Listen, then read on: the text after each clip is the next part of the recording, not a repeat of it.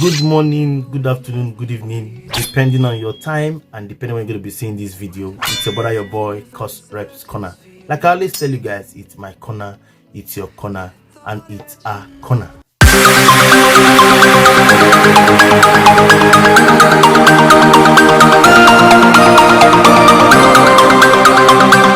The main essence of this indigenous of the current situation in Abia State as with respect to the last governorship election. You will recall that the election for governorship and House of Assembly held on Saturday, the 18th of March 2023 across up to 28 states in the Federation. Abia State was one of them. As I had indicated before the election in my press engagements, I had said that I had credible intelligence that the state government under the PDP was planning to unleash mayhem and violence in Abia State. And I had warned the government under the leadership of Ikpeazu to at least consider the life and properties of people living in Abia and call off the violence and dismantle the plans to rig the 2023 election. All those fell on deaf ears. And true to expectation, on Saturday, two major local governments were used to attempt to rig the election. One of them is Isialangwa North, where the candidate of PDP comes from, and the other one was Obingwa, where the present governor comes from. On that day, mayhem was released, and every attempt was made to rig the election. People resisted them, and then at the end of the day, the Obingwa Collation Center, located at the local government headquarters, was under siege by armed men, thugs, miscreants, and all sorts of human beings. They made attempt first to bring in doctored results to the collation center. They were resisted by our agents. So what they did was to descend heavily on the major agent of Labour Party and beat him to pulp. He passed out, and they took him out of the collation center and left him for dead. Dr. George Chidozie is his name, and he's a medical doctor. As we speak now, he's lying critically ill in a hospital in an undisclosed location in Abia State. So with that amount of violence unleashed, some of the people took cover and they took over the collation center. Along the line, they found that the INEC staff that worked there, particularly the returning officer or the collation officer and the EO and a few ICT staff of INEC, resisted them. So what they did was to hold them hostage for about 36 hours. While this was going on, the governor himself visited that collation center and left, meaning that it had his approval. At some point, the figures they were doctoring were changing because they weren't sure the number of votes with which we were leading. When they thought they had got the last figure, they wrote 86,000 for Obingwa and tried to push it in.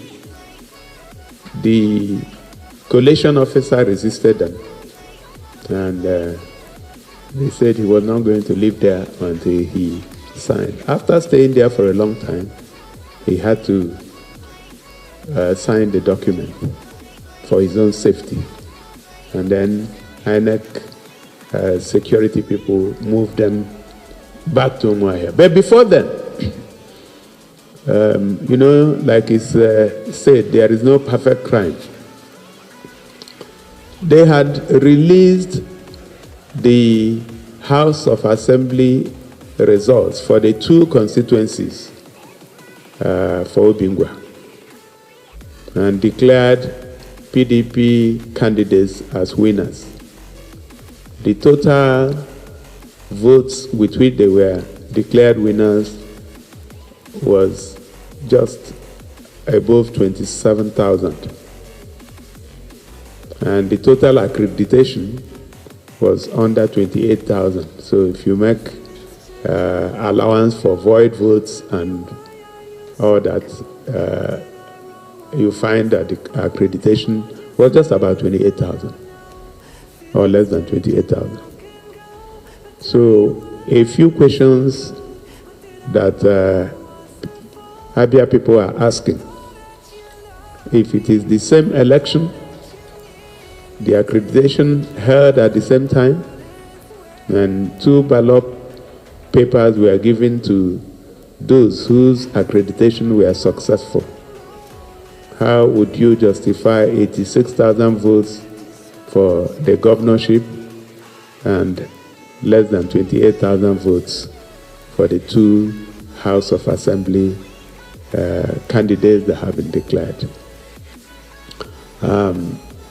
When the confusion came to a head, the national headquarters of INEC intervened and asked that collation for Obingwa should not be done, and that INEC commissioners were going to visit Umuahia today to verify the numbers from Obingwa or review the numbers. Subsequently, yesterday, another release from INEC now had INEC staff and all the people involved in the election invited to Abuja for today. So I believe that as we speak, the verification and review must be happening. Interestingly, the government of Abia State has been going around issuing releases and making all sorts of statements that are capable of breaching the peace. I would like to use this opportunity to call on Abia people to remain peaceful and calm. 16 local governments have been collated out of the 17. And the total votes that Labour Party scored out of the 16 local governments is about 172,000. I'll give you the specific number by the time we are done. And that of PDP is less than 80,000. So anyhow you flip and dice it, even the number they have written that doesn't have the support of the law cannot torpedo our victory. But that having been said, it is also important to underscore the point that we believe that INEC will do the right thing. All the other local governments that have been declared use the BVAS machine for accreditation. And it is our firm belief that INEC will not change the rules in the middle of the game. So we are calling on our people, the Labour Party, and the Abia people to remain calm and wait on INEC to release the results, or to finish their review and release the results. The other important thing is that we're also thanking INEC. Like we have always said, we believe that the BVAS is a game changer, particularly if there is a will to use it. And what has happened this time around is that the BVAS has demystified Obingwa local government in Abia State. You will recall that in 2015, when I contested for the first time, PDP produced 82,000 votes from Obingwa to upturn the victory that Abia people gave us. This time around, they want to do the same thing. But the BVAS has proved that there are no more than 30,000 votes in Obingwa. And that was what we also proved in 2015 that led to a victory at the Court of Appeal. I also like to use this opportunity to thank all my competitors, those who contested with me, particularly the major ones that have sent letters congratulating me, and have also called on INEC to release the results forthwith so that Abia will be at peace. Of particular mention here is Professor Greg Ibe, OFR. He is the governorship candidate for Abga in Abia State. I also got a letter this morning from Bishop Dr. Emeka Nwampa, the governorship candidate for Accord Party in Abia State. He has congratulated me and also called on INEC to conclude the review and release the results. And as I was just coming here, I got yet another letter from Chief Bond Ohuche, the gubernatorial candidate for AAC, also congratulating me and calling on INEC to conclude their review and release the results. So it's been all goodwill from everywhere. It is our firm belief that INEC will do the right thing and ensure that only results that are based on the BVAS as provided in Section 47 of the Electoral Act are accepted. And I believe that once that is done, we will be announced winners of that election.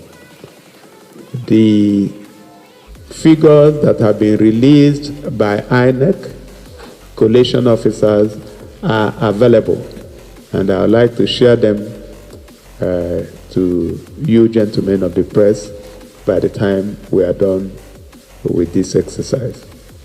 I'm just also being reminded that another governorship candidate called Chief Chibuike Jonas has also sent a letter of congratulations and also called on INEC to conclude their review quickly and release the report. Gentlemen of the press, I'd like to thank you for responding to this call, and if you do have any questions, I'll be happy to take them. Relation between the late hours of Saturday and up to the early hours of Monday, I believe, the staff were not allowed to go, and the whole place was filled up with brigands and violent criminals. And I know it is at the behest of the government, and I believe that it's very responsible for a government under whatever guise to terrorize its citizens. And that is why I had called on the governor to desist. He lost the election about 3 or 4 weeks ago to go to the Senate, and from credible intelligence available to us, he wants to win the governorship by all means. But Abia people across divide in different political parties want a change. We have been under bondage for the past 24 years, and this is their opportunity to rebuild the state. And that is why the groundswell of support coming from different places for me. I don't know if I've answered your question. Thank you.